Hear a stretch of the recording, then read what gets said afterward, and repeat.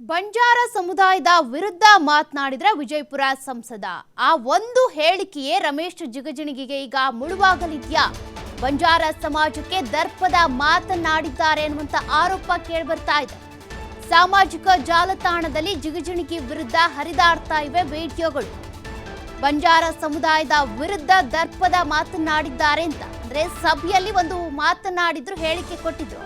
ಬಂಜಾರ ಸಮುದಾಯದವರ ಯಾರವರು?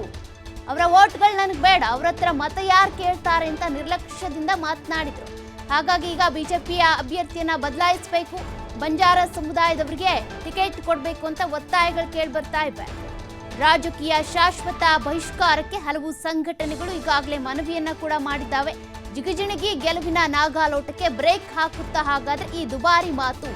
ಬಂಜಾರ ಸಮುದಾಯದ ವಿರುದ್ಧ ಮಾತನಾಡಿದ್ದಾರಲ್ಲ ಜಿಗಜಿಣಗಿ ಅವರು, ಆ ಮಾತೆ ಈಗ ಅವರಿಗೆ ಮುಳುವಾಗುತ್ತಾ? ಆ ಒಂದು ಹೇಳಿಕೆಯ ವಿರುದ್ಧ ಈಗ ಸಾಕಷ್ಟು ಆಕ್ರೋಶ ಆರೋಪಗಳು ಕೇಳಿಬರ್ತಿದ್ದಾವೆ. ಅದೇ ರೀತಿಯಾಗಿ ಅಭ್ಯರ್ಥಿಯನ್ನ ಬದಲಾವಣೆ ಮಾಡಿ ಬಂಜಾರ ಸಮುದಾಯದ ಡಾಕ್ಟರ್ ಬಾಬು ರಾಜೇಂದ್ರ ನಾಯ್ಕ್ ಏನಿದ್ದಾರೆ ಅವರಿಗೆ ಟಿಕೆಟ್ ಕೊಡಿ ಅನ್ನುವಂಥ ಒತ್ತಾಯಗಳು ಕೇಳಿಬರ್ತಿವೆ. ಹಾಗಾಗಿ ಈಗ ರಮೇಶ್ ಜಿಗಜಿಣಗಿ ಅವರಿಗೆ ಅವರು ಕೊಟ್ಟಂತಹ ಹೇಳಿಕೆಯೇ ಮುಳುವಾಗ್ತಾ ಇದೆ. ಆ ಒಂದು ಸಭೆಯಲ್ಲಿ ಮಾತನಾಡಿದ್ರಲ್ಲ ಬಂಜಾರ ಸಮುದಾಯದವರು, ಅವ್ರು ಯಾರು? ಅವ್ರ ಮಾತುಗಳನ್ನ ನಾವ್ಯಾಕೆ ಕೇಳ್ತೀವಿ? ಅವ್ರ ಮಾತುಗಳು ನನಗೆ ಬೇಡವೇ ಬೇಡ ಅನ್ನೋ ರೀತಿಯಾಗಿ ಮಾತನಾಡಿದ್ರು ನಿರ್ಲಕ್ಷ್ಯದಿಂದ. ಆದರೆ ಅವರ ಪ್ರತಿಕ್ರಿಯೆ ಕೇಳಿದಂಥ ಸಂದರ್ಭದಲ್ಲಿ ನಾನೇನು ಬಂಜಾರ ಸಮುದಾಯಕ್ಕೆ ಬೈದಿಲ್ವಲ್ಲ ಅಂತ ಕೂಡ ಸಮರ್ಥನೆ ಮಾಡ್ಕೊಂಡಿದ್ದಾರೆ. ಅವರ ವಿರುದ್ಧ ಈಗ ಒಂದಷ್ಟು ಆಕ್ರೋಶ, ಅದೇ ರೀತಿಯಾಗಿ ಅಭ್ಯರ್ಥಿ ಬದಲಾವಣೆ ಆಗಬೇಕು ಅನ್ನುವಂಥ ಒತ್ತಾಯಗಳು ಕೇಳಿಬರ್ತಿವೆ. ಪಕ್ಷದ ಹಲವಾರು ಪರ ವಿರೋಧಗಳ ಚರ್ಚೆ ನಡುವೆ ರಾಜ್ಯಾದ್ಯಂತ ಇವತ್ತು ಬಿಜಾಪುರ ಜಿಲ್ಲೆ ಕೂಡ ಬಹಳ ಚರ್ಚೆಯಲ್ಲಿದೆ. ವಿಚಾರ ಲಂಬಾಣಿ ಸಮುದಾಯದ ಮತ ನಾವೆಲ್ಲೂ ಕೇಳಿಲ್ಲ, ಈ ಲಂಬಾಣಿ ಸಮುದಾಯದ ಮತ ನಮ್ಗೆ ಅವಶ್ಯಕತೆ ಇಲ್ಲ ಅಂತೇಳಿ ಒಬ್ಬ ಸಂಸದ, ಬಿಜಾಪುರದ 3 ಬಾರಿ ಸಂಸದರಾಗಿ ಕಾರ್ಯನಿರ್ವಹಿಸಿ ರಾಜಕೀಯದ ನಿಪುಣತೆಯನ್ನು ಹೊಂದಿರತಕ್ಕಂತ ಒಬ್ಬ ಸಂಸದ ಈ ಒಂದು ಬಂಜಾರ ಸಮಾಜವನ್ನು ಟಾರ್ಗೆಟ್ ಮಾಡಿ ಮಾತಾಡಿರ್ತಕ್ಕಂಥ ಶೋಚನೀಯ ಸಂಗತಿ.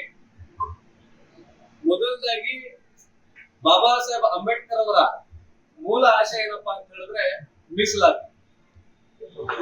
ಶೋಷಿತ, ಅಸಂಘಟಿತ, ದಮನಿತ, ದಲಿತ ಸಮುದಾಯಗಳಲ್ಲಿ ಒಂದಾದಂತ ಬಂಜಾರ ಸಮುದಾಯ ಇವತ್ತು ಆರ್ಥಿಕವಾಗಿ, ಸಾಮಾಜಿಕವಾಗಿ, ಶೈಕ್ಷಣಿಕವಾಗಿ ಹಿಂದುಳಿದಿರ್ತಕ್ಕಂಥ ಸಮುದಾಯ. ಈ ಸಮುದಾಯ ಅಭಿವೃದ್ಧಿ ಆಗ್ಬೇಕಂತ ಹೇಳಿದ್ರೆ ರಾಜಕೀಯ ಸ್ಥಾನಮಾನಗಳು ನಮಗೆ ಬಹಳ ಅವಶ್ಯಕವಾಗಿ ಬೇಕಾಗಿದೆ. ಈ ಒಂದು ರಾಜಕೀಯ ಸ್ಥಾನಮಾನಗಳನ್ನು ಪಡೆಯಬೇಕಾದ್ರೆ ಏನು ವಿಧಾನಸಭಾ ಚುನಾವಣೆಗಳಾಗಿರ್ಬೋದು, ಅಥವಾ ಲೋಕಸಭಾ ಚುನಾವಣೆಗಳಾಗಿರ್ಬೋದು, ಅಥವಾ ರಾಜ್ಯಸಭಾ ಚುನಾವಣೆಗಳಾಗಿರ್ಬೋದು, ಎಲ್ಲಾ ಚುನಾವಣೆಗಳಲ್ಲಿ ಈ ಹಿಂದುಳಿದ ಸಮುದಾಯಗಳಿಗೆ ಪ್ರಾತಿನಿಧ್ಯ ನೀಡಿದಾಗ ಈ ಸಮುದಾಯಗಳು ಕೂಡ ಅಭಿವೃದ್ಧಿಗೆ, ಸಾಮಾಜಿಕ ಮುಂಚೂಣಿಗೆ ಬರ್ತವೆ ಅಂತ ನಾನು ಆಶಿಸ್ತೇನೆ. ಪಕ್ಷದ ಹಲವಾರು ಪರ ವಿರೋಧಗಳ ಚರ್ಚೆ ನಡುವೆ ರಾಜ್ಯಾದ್ಯಂತ ಇವತ್ತು ಬಿಜಾಪುರ ಜಿಲ್ಲೆ ಕೂಡ ಬಹಳ ಚರ್ಚೆಯಲ್ಲಿದೆ.